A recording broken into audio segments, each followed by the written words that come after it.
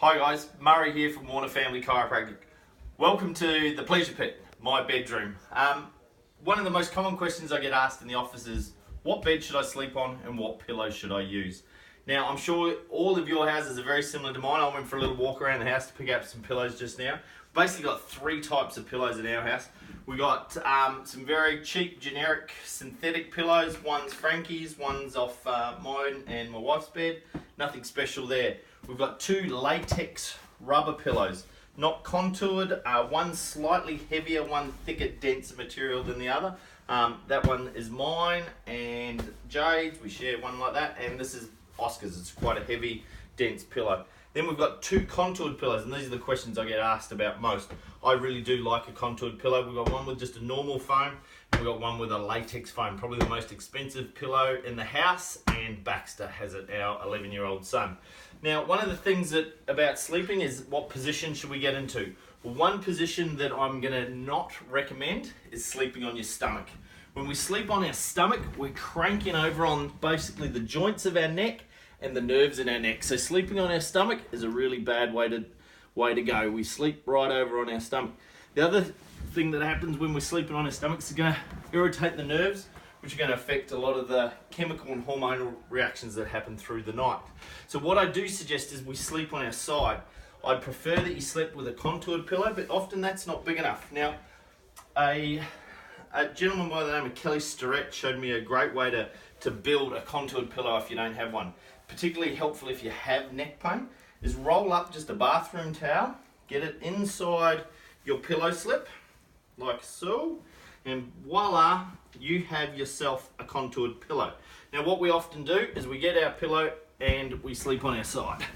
And you can see when I sleep on my side, basically my neck drops down, and then I use my hands in one way, shape or form to try and support my neck. So what I would suggest that you do is use two pillows. So let's use the contoured side. Let's use Frankie's frozen pillow. Put them on top of each other, not quite, basically on top. And that, there you go, supports my neck. And you can see my neck stays in a nice neutral line, and instantly my arm falls out, and this arm isn't coming in to support my neck. It's just the pillows are doing what they're meant to do. They're supporting my neck. So this is probably the best way that you can sleep. The other way people like to sleep is on their backs. So you can do the same thing with your pillow. You're going to get on your back, jam that pillow, jam that contour up over your neck, so it gives you a nice support in your neck. Get a nice little contour. Some people might find this is a little bit uncomfortable around their shoulders. So grab one of the other pillows in your bed, put it on your chest, support that arm, and that's going to relax that shoulder, let it get back in its joint and be really relaxing. So great way to do it.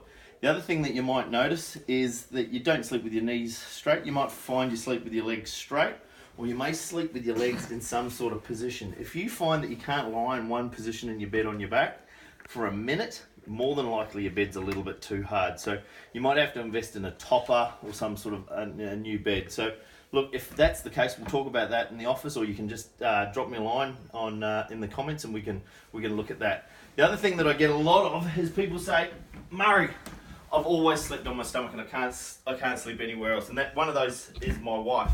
So what you could do is you could become a 3/4 sleeper and buy yourself a bed buddy.